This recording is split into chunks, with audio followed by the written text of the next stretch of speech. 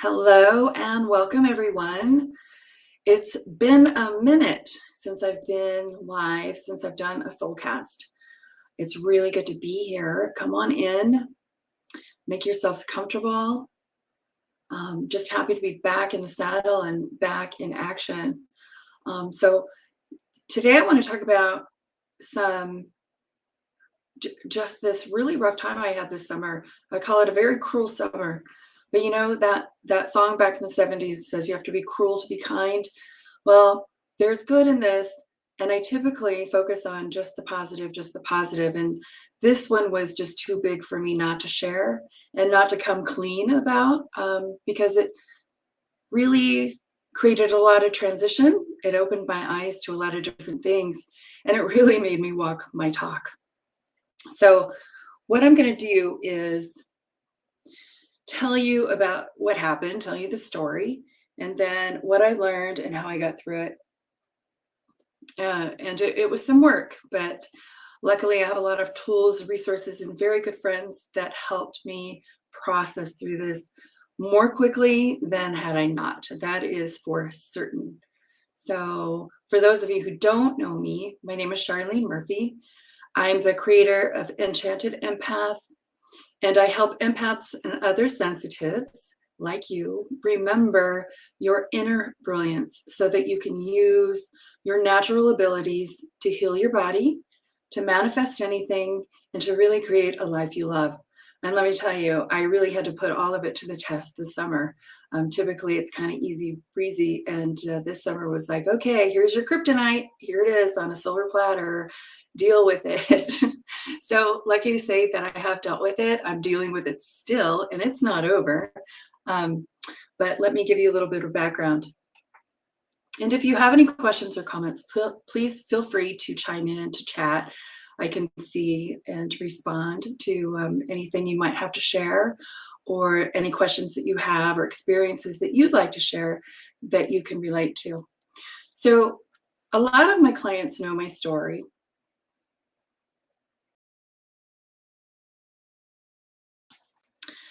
A lot of my clients know my story, and definitely my friends know my story.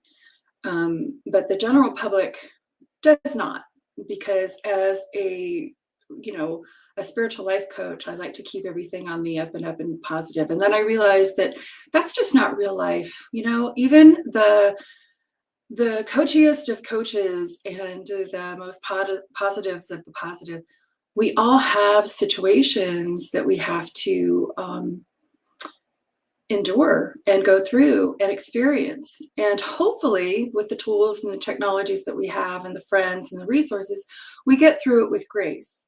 Not always saying that it's easy, but we can get through it with grace. So here's my story. So I have a son. His name is Wyatt. And when he was 19, which was 7 years ago, he experienced a psychotic episode. And it seemed to be just completely out of the blue. Not a history of mental illness in the family, none of that. So I was really blindsided by that. And he lived in Denver at the time. I was in Long Beach. So I went to Denver to scope the situation, to figure some things out. It was a scary, scary time.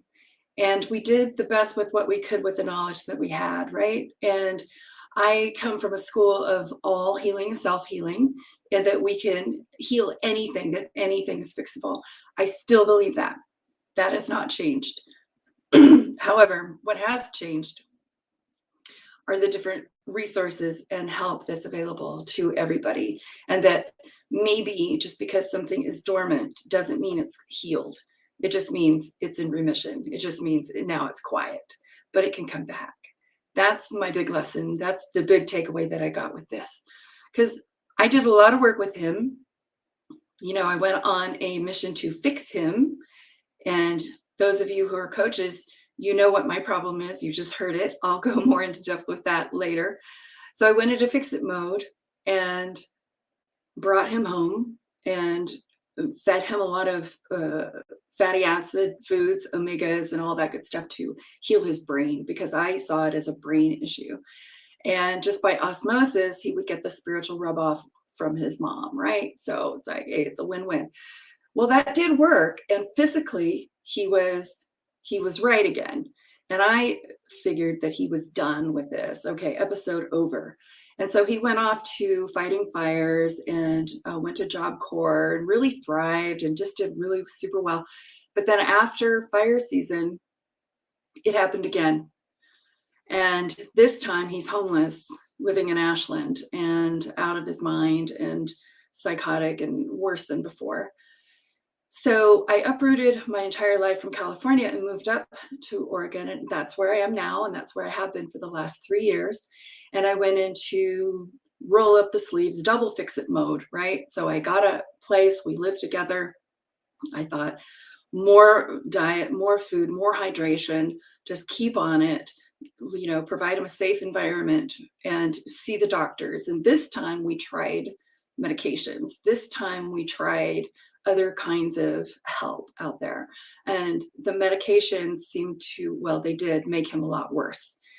And so then, it's back to square one, fix, fix, fix, buy food, diet, supplements.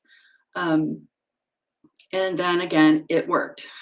So this one took a lot longer. 2 years of just being, inside and taking care of himself and healing. His personality started to come back. He was out of his depression and he was back full force, personality wise. And so then he ended up getting a job and was thriving, like the best I've ever seen him in his life. So then once again, I'm thinking, job done. Cool. We're good. We're done with this.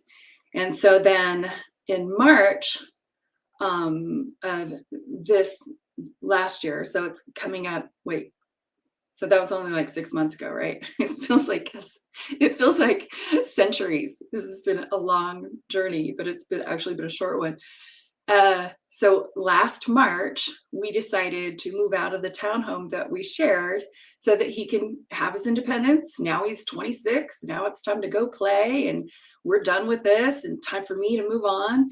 And so we get our own places. He got a really cute place in Ashland. I got a really nice place in Talent. That's where I'm at now. And lo and behold, 3 weeks later, he goes out skateboarding, and he's been a skateboarder since he was like 8 years old, going to the parks and doing the big bowls and big dips and all that stuff. Well, this time he broke his leg. And so then there we go to the hospital. He has to have surgery because he broke his leg way up on the top. And part of this pain management was to put him on oxy. I don't know which one. And so anyway, that created the space. Now he's not working and the time for healing and living on his own to relapse. And so he relapsed, started doing his drugs again. He just smokes pot, but I can't even smoke it. And I've only tried twice, but it creates psychosis in my mind. And so I'm pretty sure his disposition is very similar to mine. And he relapsed. And then it's like his world started to get smaller and smaller. He started to get more psychotic and not seeking help. And then I'm not there to fix it, but I'm close enough. And just watched him lose everything, losing his house. He got kicked out, losing his job. He didn't want to come back and live at home with me, and he couldn't anyway. So he was homeless again, this time in Ashland. And I'm back and forth. I'm losing my mind. I mean, you can only imagine. I'm losing my mind. I am at my wit's end. I'm driving every day to Ashland from Talent, which is only about 3 miles, checking on him, finding him, making sure, do you have water? Do you have food? Let me buy you lunch, making sure he doesn't die. And in the meantime, I made friends with a lot of the other homeless boys, and they're all boys, all about the same age, starting to connect some dots here. And started to feel that we were creating a network of support there And a lot of the boys that live there, the young men, said, "I'll keep an eye out for him. I'll keep an eye out for him," because a lot of them are homeless by choice. But Wyatt had a very special mental uh, health issue going on there. I even took him to the hospital. I asked him, "Hey, would you like to get a psych eval?" And he went to the hospital. He was in agreement. But as soon as he got behind the closed doors with the doctor, he refused treatment. And then the doctor yelled at me saying that I was infringing on his civil liberties, right? So just this whole time was just fraught with a lot of frustration. And even went to the police station because my son's homeless. And I said, "Here's what he looks like." "Oh, yeah, we know who he is." "Well, can you help him? Can you get him to a hospital?" "Nope, not unless he's a harm to himself or others." And I heard that over and over and over. And I was so frustrated and so heartbroken that nobody would help. And all I wanted to do was fix this, right? You're hearing the same theme over and over with that. And it became so big that I realized that it was beyond my control and I couldn't fix it. And I was exhausted and I was so depressed. And lucky for me, I have some really good friends who said, "You need to take care of yourself. Why don't you come and visit me for a while?" So it was by the grace of my friend and then other friends in between, helping me and coaching me and talking to me. But this one friend in particular who, invited me to stay at her home and just recuperate for like 2 weeks. And the first week I was super still depressed. And then the second week, I started doing doing my 10,000 steps and eating well. And she's a really good role model when it comes to food and nutrition. And I just started to feel good. And then also too, the atmosphere in the valley here was all smoky. There was fires surrounding.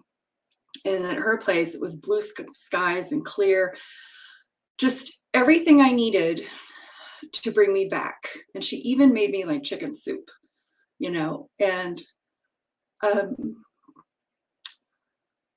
a lot of you may have taken that receptivity quiz that's on my website.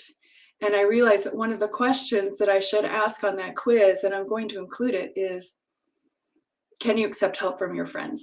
Because in the past, I didn't.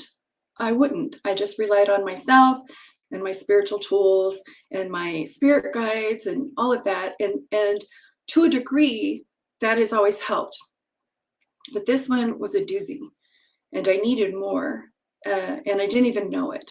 And so when I got that external help from my friends, it made all the difference in the world. And I realized that, oh my gosh, having community, having friendships, having those close connections is so important. And I'm usually the one in the fixing mode. You heard the word again, and the helper mode as the empath that I am. I'm the caregiver. I'm the helper. And I have since learned that that is not the greatest role to be in. And then yesterday, I listened to a podcast from Jay Shetty that spoke exactly to that fact. And he said, there's 3 types of, and it was mostly to do with like personal relationships, but it's like life to me. But there's the fixers, there's the facilitators and supporters, and then there's the ones who are looking for everybody to fix them, right? And so the healthier one, to strive to be is the facilitator and the supporter. And so that was actually the lesson that I learned over the last couple of months, is to step aside to walk my talk. Now, if you are a client of mine, you have heard me say multiple times that all healing is self-healing. All healing is self-healing. I believe that. I know that to my core. And I also say that everybody is on their own journey. Leave them be. Let it roll. Let it play out. Let it be. I have said that so many times. I have actually done that in my own life, with everybody else. except for my son. My son is my kryptonite. And I have realized that we all have our kryptonite. And so one of the big healing parts of this for me that I want to share with you is to recognize your kryptonite. Recognize it. Because we have to get ahead of that kryptonite. We have to have a plan, we have to have a strategy, we have to have tools and resources ahead of that so that we don't go down the rabbit hole every single time. This is my third, well, that was my third rodeo with my son's situation. I am not detached from him. I'm still in communication with him, of course. I will never do that. I had some well-meaning people advise me to, and I've had well-meaning people tell me that he should be self-sufficient. I'm like, duh, yeah, everybody should be. Not helpful. So the more helpful realizations that came through was that, yes, he is on his own journey and he does have his own lessons. And yes, it's scary for me to watch and to observe because I know that there's an easier, faster, more graceful way of being. But that's my journey, not his journey. And so I've had to incorporate a lot of different resources. One of the things that mantras that goes through my head, you know how the 12-step programs always have these really pithy one-liners that are full of wisdom. One says, God doesn't have grandchildren. Makes me stop and go, well, thank God, So that really lets me off the hook from being the middleman. That the same source energy, the same universe that sustains my life sustains his. And that I can step away and be a support system and be on the sidelines. So I have made a decision that I will not fix him, which is part of my neurosis, and allow whatever needs to happen. But I am right there on the sidelines waiting to be called in. But I will wait to be called in. I will not jump in. And my very good friend who took me in also said, you're in his way. You need to get out of his way. That was painful for me to hear. But as soon as she said it, I knew it was true. It resonated on every level. It's like, oh, dang, you're right. I'm interfering. I'm calling the shots. This is his life. I need to let him go. How would I feel if it were me on the other side of this? I would have to, figure out some things and learn my own experiences. So long story short, and I share this, with the hopes that you can pull some nuggets out of this for your own self and so that you can, when you're faced with challenges like this, and a lot of people have the same issue. It's called other people's energy, OPE. We are so affected by other people's energy as empaths. It's just insane, right? And I have learned I have a whole chapter in my course. I talk about this all the time. It's like the big pivotal thing. OPE, are you down with OPE? Other people's energy affecting ours. Now, I have become a master of not allowing other people's energy to affect me to a great degree. I'm not perfect, but I'm really good at it because I have practiced it so much. So now the universe said, okay, you think you're done? Not quite. So here's some kryptonite. Now do that. And so now I'm doing that, and I'm doing it at a deeper level, at a higher level, at, having that connection with your child is, that's a tough one to take him off the pedestal and to treat him and his energy the same as everybody else's. And that is what I've had to do. That I will be a support system to him, but I will not fix him. I cannot fix him. All healing is self-healing. This is his journey. And I will do what I can, but he has to want it and he has to ask for it. And he has to be a participant in his own healing. He has been, and I know that he has experienced it. And I know that he has enjoyed it. I saw him enjoy it. And I'm hoping that that brings him and inspires him back. So this reminds me of even just this morning, I was sitting right behind where I am now in meditation. And I put my hand on my heart just to tap in to feel what was going on. And I immediately started to cry. And it was like, oh, I still have this sadness around him. I still have this sadness about potential, and I realized that I was imagining into the future, worst case scenario. So I'm hallucinating. It's not even real. And I realized that, wow, I'm so bent forward into the future in a negative stance. And then, and as I teach law of attraction, we all know that that's not great, because that's what you're feeding and that's what you're co-creating. And it's like, I don't want to do that. And so I started to go immediately into, what would I like to see different? How can I fix that? And then I stopped because I heard my higher voice say, wait, you're here in this moment.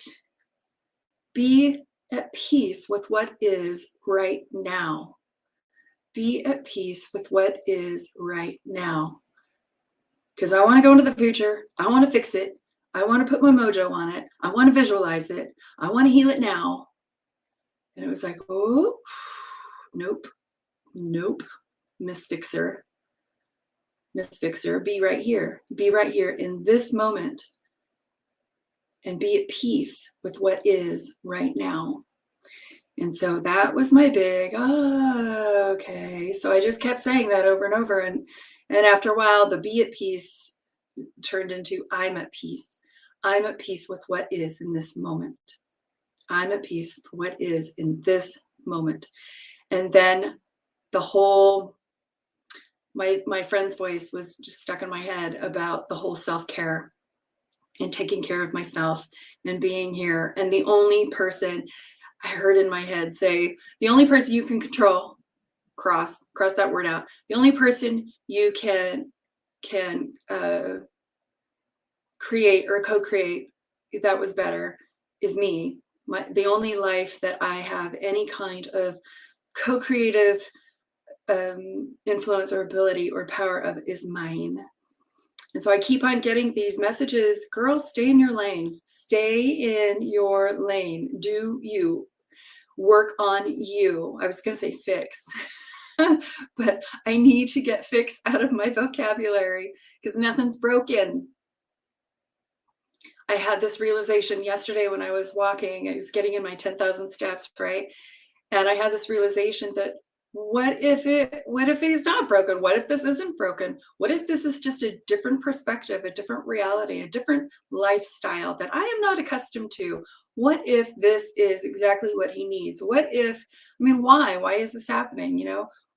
Why do I have such a negative effect or attachment or opinion about it? Why can't I just let it be? So this is the deal. I'm not done. I'm a work in progress, just like y'all. And so every day it is about that. It's about being in this present moment. It's about being at peace with what is, really doing what you can for yourself, because we can't be of assistance. We can't be of support. We can't do anything unless we are solid first, unless our foundation is strong, unless we know who we are, unless we know what our kryptonite is, so that we can plan for it, we can adjust for it, right? So there's a lot here. I still hold my son in the highest light, whatever that is, and I will be there to support. But in the meantime, I got to get to work. I want to get to work. I am so grateful for the work that I do and the people that I have the honor and the privilege of connecting with. And over this summer, I have made some strong connections with a lot of my clients, with a few of my clients, I'll rephrase. And those connections have been stellar. They have been so meaningful and so helpful. I even have one that I call on now to get her advice about things that she would like to see happening in the business. So having that community, having those connections has been so pivotal in this whole process. And so let me see if I have anything that I have missed. Yeah. So I want to tell you how I'm feeling today. A lot better, that's for sure. I feel like my energy has been restored. Um, oh yeah, one of the big things that I've had to do. Let me tell you all the things that I did. Okay, so the tangibles, the very, very tangible things. The biggest tangible thing that I did was I stopped drinking, and then I slipped, and then I stopped drinking again. So having that clarity of body and mind during this time, especially, has been so important. And that drinking and any kind of habit that isn't good for us can just spiral out of control. And so I had to get ahead of that, because it's like, geez, really, that's just a whole nother big thing. And I didn't want to have to deal with that. So I stopped doing that. And I actually have some resources for you that I'm going to put in the notes after this. So I joined up Sober Sis. I'm not an affiliate for any of these things that I'm talking about. I just found them and I love them. And I think that they're great resources if you have issues to look into. But sobersis.com, they're doing, every month they have a 21-day sobriety challenge. And so October 1st is Sober October. So I'm doing that. One of my clients is in there too. So we're going to be doing it together. She just happened to, my clients, we're like in sync. It's crazy. A lot of us have the same issues going on at the same time. And so then it's called law of attraction. It's not crazy. And then when I have been walking, and I started walking a lot when I was in LA, they say you don't walk in LA, but you can walk in Walnut, which is like a suburb of LA, and lots of trails, beautiful. And I listen to podcasts, and I have a lot of my own favorites. But then one of my clients turned me on to Jay Shetty. I already saw him and knew about him, but I didn't know he had a podcast. And so I started listening to his podcast, and then I got his book, Think Like a Monk. I'll put links. This stuff has just saved my soul. It has just put me straight back on track. It has helped me. So thank you, client. You know who you are, for that sharing and pointing me in his direction. And then there is the Fit Mind podcast, which I've been listening to for a long time. I love Fit Mind podcast, really good. And then I listen to some business ones, and James Wedmore is one of my favorites because he talks about the practical business, digital business applications with a lot of soul. I love that guy. And so these are some of the resources that I did. And that 10,000 steps while I'm listening to really soulful, fulfilling, wise teachers of our planet today was just medicine for my soul. So, okay. All right. I think I've got all those things that I wanted to share at that level. And what the big takeaway is, and where I'm at now with all of this, besides just being, really practicing a lot more self-care than I ever have in my life, taking care of my soul, taking care of my physical health, getting my weight back under control, eating well and eating intuitively. That works for me. And hydrating, doing all the things. I've always been a good sleeper. That's never been a problem. And doing my work. Doing my work is one of my highest levels of healing for me, because when I'm doing this work, it's spilling over on me too, right? So all the help and all the coaching that I do, that I'm so privileged to do, it comes right back. And so it's all about creating this community. And so while I was in this pain, um, and then I was listening to Jay, and then I did some research and I saw his community, and then I thought, that's it. I just had this big aha. It's like, that's it. I want to create my own community of empaths and sensitives, and teach all the things that I teach, and have just one place for us to go that's affordable. That's a situation in my business that I have been struggling with. It's like, how do I make what I do, which I feel is so valuable, more affordable to more people? And with a membership, with a subscription to a community that has meditations and all the teachings that I do all under one roof, consistently, with support, with connection, is like ding, ding, ding, ding, ding. There it is. So it's like, it's kind of like going through all of this. My son's stuff is still up in the air, but this part feels so solid and so right. So what I am doing is I'm creating a community called Enchanted Empath. And it's going to be a place where we can embrace heart-centered living. Because guess what? The empaths, we're sensitive and we are heart-centered. And the world would like to knock that out of us and tell us to buck up, right? And to whatever. But it's like, we can buck up and be heart-centered at the same time. They're not mutually exclusive. But I know that the emotional part of us, which we're already really naturally all about, is so responsible for everything in our lives. Our emotions are responsible for, or are, so integral with our manifesting, with our healing. Our bad emotions create illness and sickness.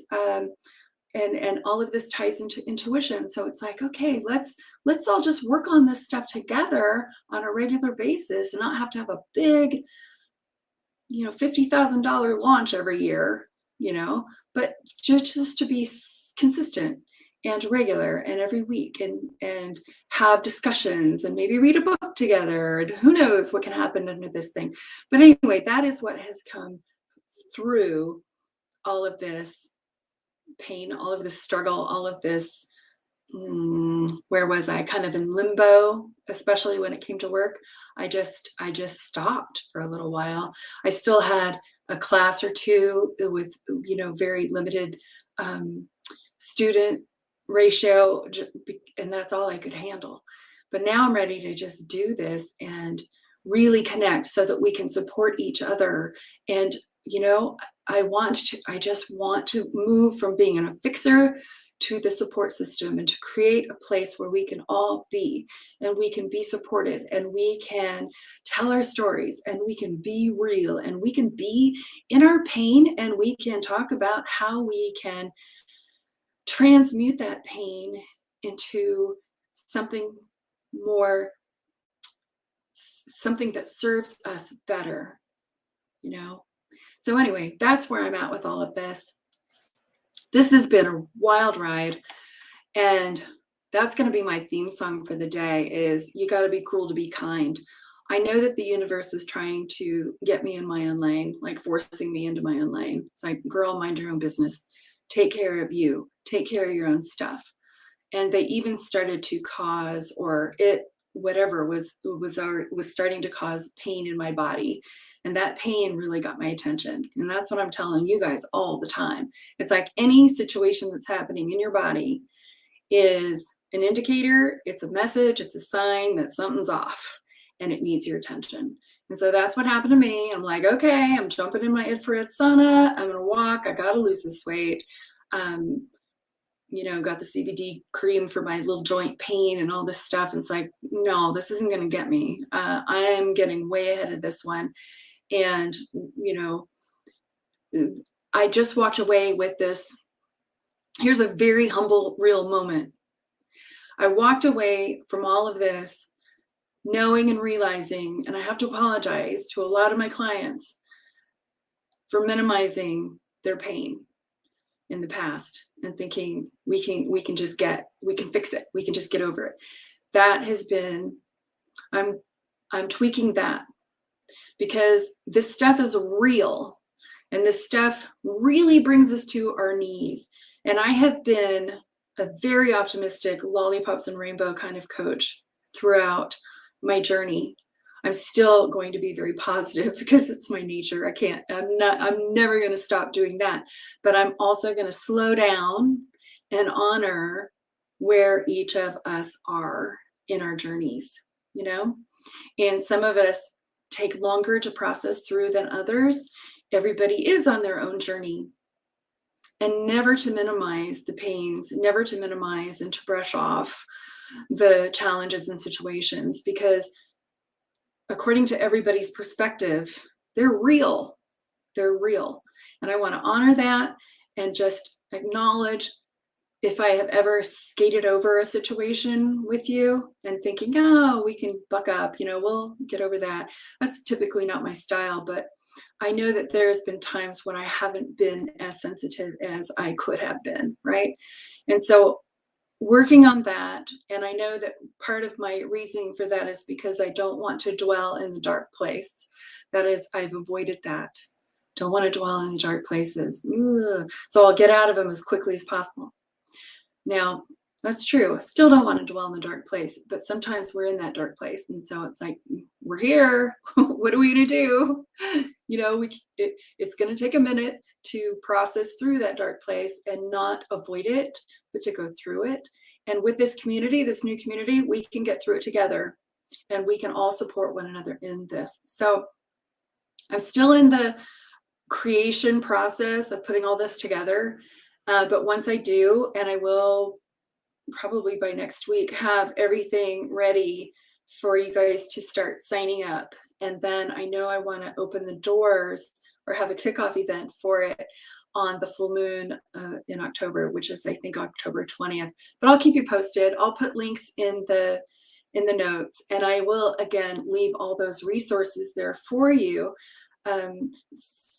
that are just so beneficial and beautiful. So thanks to all of those creators out there, and the spiritual teachers, and the wisdom that is available to us, and the support, and to my friends. You know who you are. I love you so much. Thank you for helping me get through this. This has just been amazing. And I know that my turn will come. So my turn will come when it's time for me to support another person, another friend in need. So keep paying it forward.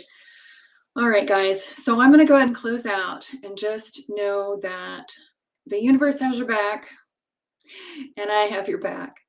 And I just want you to feel encouraged, and to know your brilliance, your inner brilliance, your amazing abilities to heal yourself, and to manifest, and to create a life that you love, and to really just tap into the magic that is surrounding you, that it's all good. It's all good. Every single bit of it is all good, and it's leading somewhere even better. All of this is helping every single one of us in our own way get to the Mecca, is how I see it. All right, guys. So thanks for tuning in. Thanks for listening me ramble on for a long time. Thanks for being here. It's been a cruel summer, but you got to be cruel to be kind. I get the downloads and the messages, and I am so grateful for where I am, and so grateful for all of you. So take good care of yourself and each other, and I'll see you next time. I'll see you soon. Peace out.